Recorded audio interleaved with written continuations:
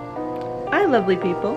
So, today I figured we would talk about the thought that I changed my future, possibly? And by that I mean that I did a tarot spread, as I do every year, on Samhain, to look forward into the year from the Witch's New Year on.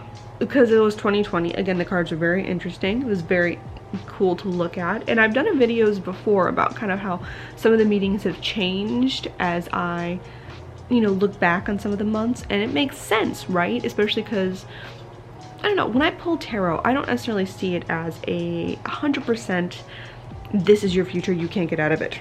I don't think destiny works that way. Instead, I see it more as a, this is kind of where your energies are going at the moment. You could change it, you could make a different decision, but if you stick on the path you are now, this is where you're headed. And I found the most troubling card for me was the month of August. And I think I pulled this, and I think I avoided something, which is very, very interesting. Because when I pulled it, it immediately kind of, it's something like sunk in me. It was the Three of Swords. I always thought that the Temperance was the card that I dreaded the most.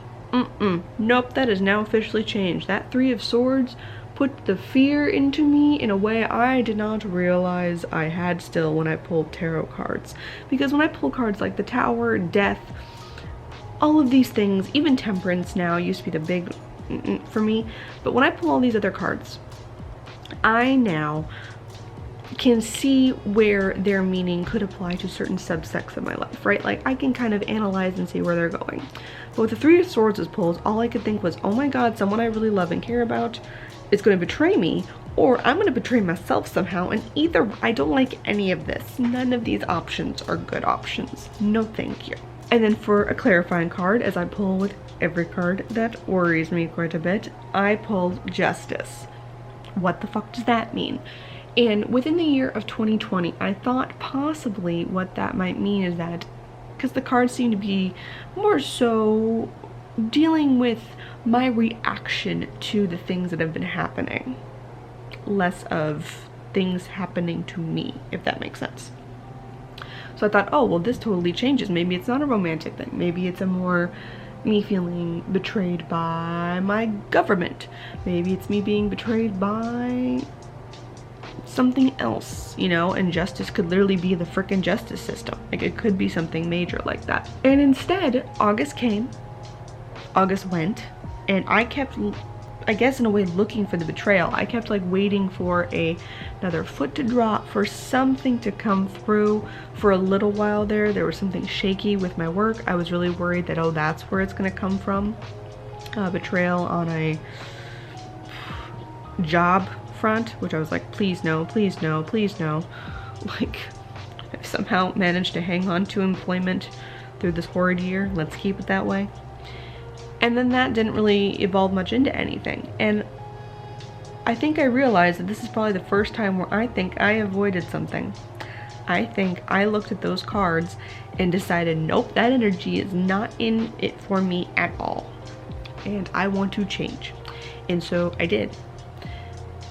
And there are several major things I think I've changed. One is the fact that my word of the year for the year 2020 was the word aware. I was trying to be aware mostly of myself at the time, but now I've become more and more aware of just local politics, ways that I could change, ways I could do more, ways I could adapt, evolve, get more involved, grow. Really try to just be aware of where am I feeling myself, where could I be doing more, where am I doing too much, where do I need to pull back, all of that stuff.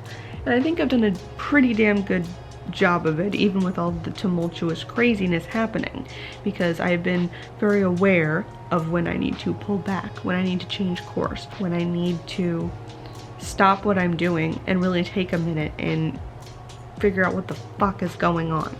And with that, I think that awareness has then allowed me to circumvent quite a few things. One being a relationship, as odd as that is, because I am definitely searching for a partner, even in the chaos that is the year 2020. I was dating someone, and it was going good for a pretty longer than usual. in my dating life. Like normally by date 2 I can kind of figure out, no thank you. But this was carrying on for a little while, and there were a couple of red flags that were popping up that I full on ignored in the very, very beginning. And then at some point after I pulled that card, as I started thinking about it more and more and more and noticing more things, I kind of put my foot down a little bit and said, you know what? No.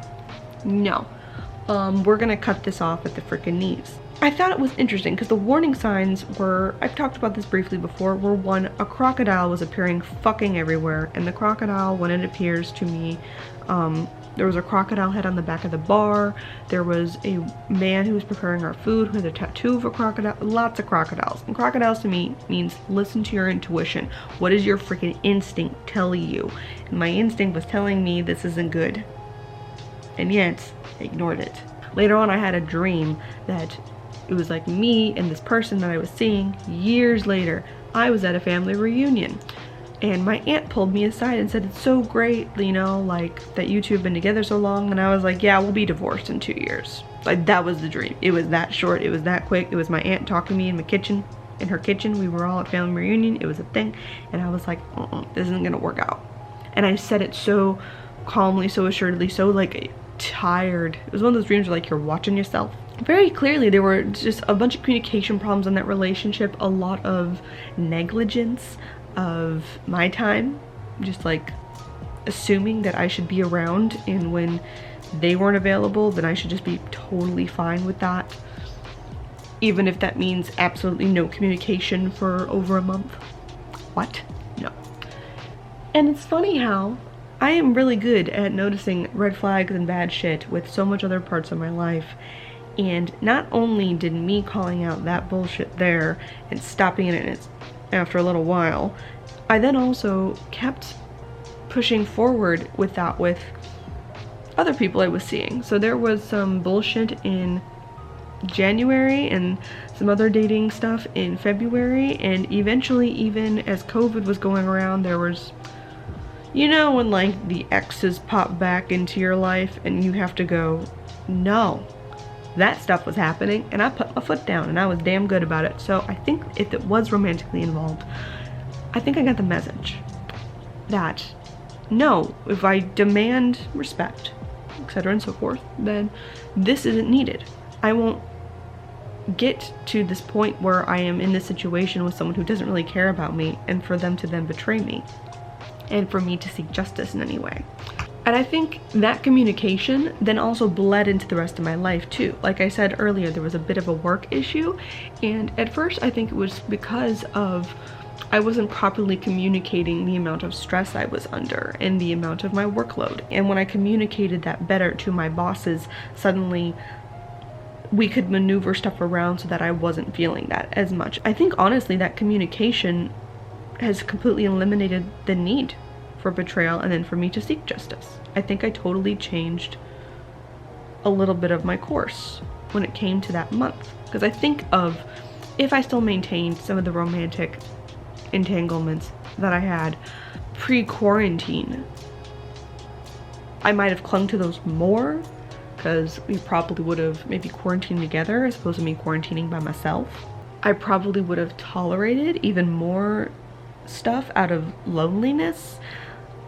And if I continue, I do notice this, where if I am good in communicating in one area, then suddenly that does tend to bleed over into others. Where if I'm bad at communicating in others, that also does tend to bleed over into others. Like, I have a problem with the communication sometimes, which is hilarious that I'm a Gemini, but then again, just because we talk a lot doesn't mean what's coming out of our mouth is what we mean. So anyway, I wonder, for any of you who also pulled a year ahead spread, have any of you think you changed your future? Or do you think that possibly maybe 2020 came in and said, you bitches thought, y'all thought this is what was gonna happen, but let me tell you, no, this is different. This is totally changing. None of this is accurate anymore. All of that in the comments down below. And since this is Utopia, there will be new videos up tomorrow, and the next day, and the next day, and the next day after that. So I will see you guys tomorrow.